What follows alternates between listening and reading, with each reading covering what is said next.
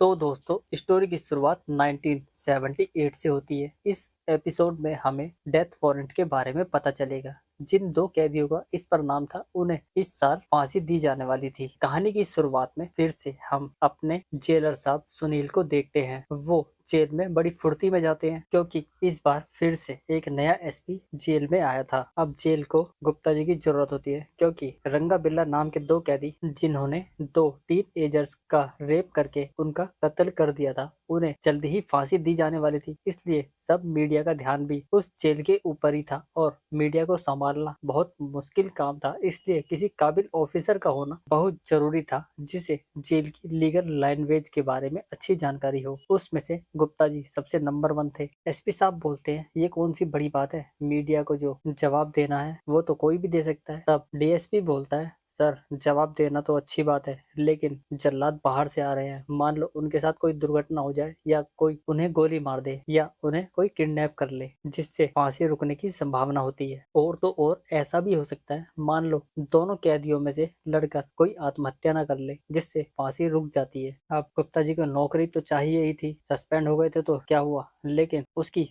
बातें सुनकर एसपी साहब उसे फांसी की ड्यूटी पर लगा देते हैं और बोलते हैं अगर सब कुछ ठीक रहा तो इसकी नौकरी बच जाएगी। फिर एसपी साहब प्रतिभा के बारे में भी गुप्ता जी को बताते हैं। वो बोलते हैं ये एक बहुत बड़ी रिपोर्टर है जिसके सभी बुक्स पीएम के साथ साथ सभी अधिकारी भी पढ़ते हैं। वो इंटरव्यू लेना चाहती है रंगा बिल्ला का, कहीं हम उनके साथ गलत तो नहीं कर रहे। उसने सुप्रीम कोर्ट से भी ऑर्डर ले लिया है ताकि हम उसे रोक ना सके, तो सोच लेना और सोच समझ कर करना। अब डीएसपी साहब जेलर्स को समझाते हैं। वो बोलते हैं जेल में किसी पर भी भरोसा मत करो, हाँ सिक्योरिटी इतनी टाइट कर दो कि कोई भी गलती होने की संभावना ना हो। इसमें तुम सुनील की मदद भी करोगे। इसके बाद डीएसपी जेलर को उन जल्लादों के बारे में भी बताने वाला था जो फांसी से 2 दिन पहले जेल में आने वाले थे। उसका नाम कालू और फकीरा था। वो जेलर को उन जल्लादों की खातिर पानी अच्छे से करने के लिए बोलता है ताकि सब अच्छे से हो सके। फिर वो रंगा बिल्ला के परिवार वालों को भी सूचना देने के लिए बोलता है और फांसी की सभी डिटेल देने के लिए बोलता है। लेकिन वो जेलर को ये भी बोलता है कि तुम्हें रंगा बिल्ला को फांसी की डेट ना ही दिन कोई भी इंफॉर्मेशन उन्हें देनी है। यहाँ से सुनील सीधा रंगा बिल्ला के पास जाता है। बिल्ला तो बिल्कुल शांत था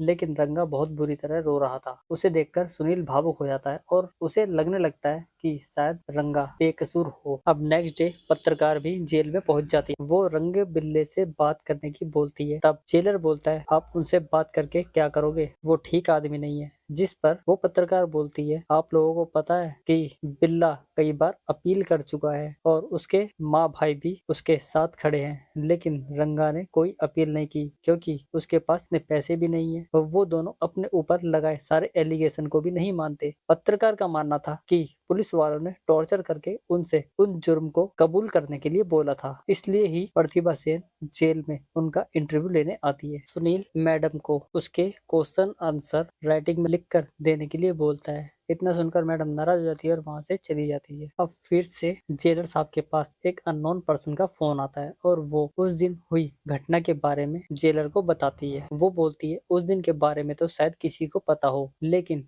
उस दिन उन दोनों बच्चों का कोई शो था टीवी पर, इसलिए जल्दबाजी के चक्कर में उन्होंने कार में लिफ्ट मांगी और उनके साथ ये हादसा हो गया। 16 साल की गीता और 14 साल के संजय को अभी तक कुछ समझ नहीं आया था, लेकिन जब गाड़ी उन्होंने डाक खाने से मोड़ी तो दोनों बच्चे समझ गए। उन्होंने गाड़ी को ठीक ले जाने के लिए बोला, लेकिन फिर क्या था, रंगा बिल्ला ताव में आ गए और उन्हें धमकाकर सही जगह बैठा देते हैं, मतलब उन्हें चिल्लाने तक नहीं दिया जाता। जिसके बाद वो उस गाड़ी को एक सुनसान रोड पर ले जाते हैं जहां पर वो उनके साथ रेप करते हैं और उनका मर्डर कर देते हैं। लेकिन रंगा का कहना है कि ये केवल बिल्ला ने ही किया, वो दूर होकर सब कुछ देखता रहा। ये सब बिल्ला ने उसकी आंखों के सामने किया था। वो ना चाहते हुए भी इस घटनाक्रम को नहीं रोक पा रहा था। इसी बेस पर उन दोनों ने अपने कई बार कोर्ट में बयान भी बदले थे। नेक्स्ट डे जेल में वो दोनों जल्लाद आ जाते हैं, जिसके बाद जेलर उनकी अच्छे से खातिर पानी करते हैं। सुबह होने पर दोनों जल्लाद फांसी की तैयारी करने लगते हैं। वो सही वेट, सही रस्सी और सही फंदे को लगाकर देखते हैं ताकि फांसी में कोई चूक ना हो।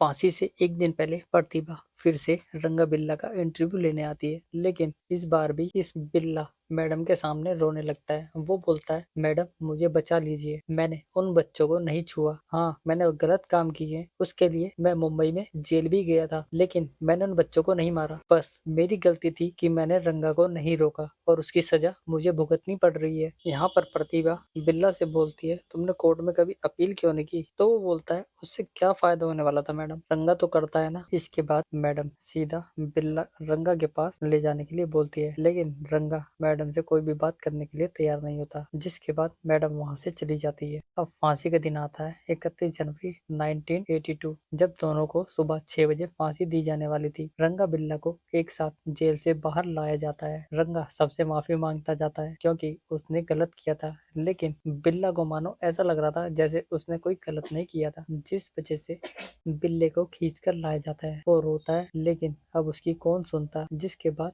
दोनों को फांसी दी जाती है। एसपी के एक इशारे के साथ ही दोनों को फांसी दे दी जाती है। रंगा की तो डेथ हो जाती है, लेकिन जब डॉक्टर उनकी पल्स चेक करता है तो बिल्ले की पल्स चल रही थी। जिसके बाद एसपी वहीं पर डीएसपी जेलर को और उसके साथ साथ वो उन दोनों जल्लादों को भी खरी खोटी सुनाता है, जिसकी वजह से ये इतनी बड़ी गलती हो गई थी। जिसके बाद डीएसपी अपना दिमाग लगाता है और वो एक कांस्टेबल को नीचे भेजता है और उसके पैरों पर लटकने के लिए बोलता है, जिससे कि फांसी पूरी हो जाए। लेकिन फिर भी उसकी पल्स चल रही थी। शायद जेलर ने कोई चाल खेली थी बिल्ले को बचाने के लिए। मुझे पुराने एसपी की तरह अपनी नौकरी नहीं खोनी, तो सोच लो तुम्हारे साथ क्या होगा। जिसके बाद वो थोड़ा सा टाइम लेकर उस कहानी को पूर्ति कर देते हैं। ये देखकर गुप्ता को उल्टी आ जाती है। अगली सुबह होती है। सुनील प्रेस के सामने बताता है कि रंगा बिल्ला को उनके कर्मों के लिए फांसी दे दी गई है। जिसके बाद वापस गुप्ता जी जेल में चले जाते हैं और उनका स्वागत डीएसपी करते हैं। इसी के साथ ही हमारा ये एपिसोड भी खत्म हो जाता है। तो मिलते हैं नेक्स्ट वीडियो में, तब तक के लिए धन्यवाद।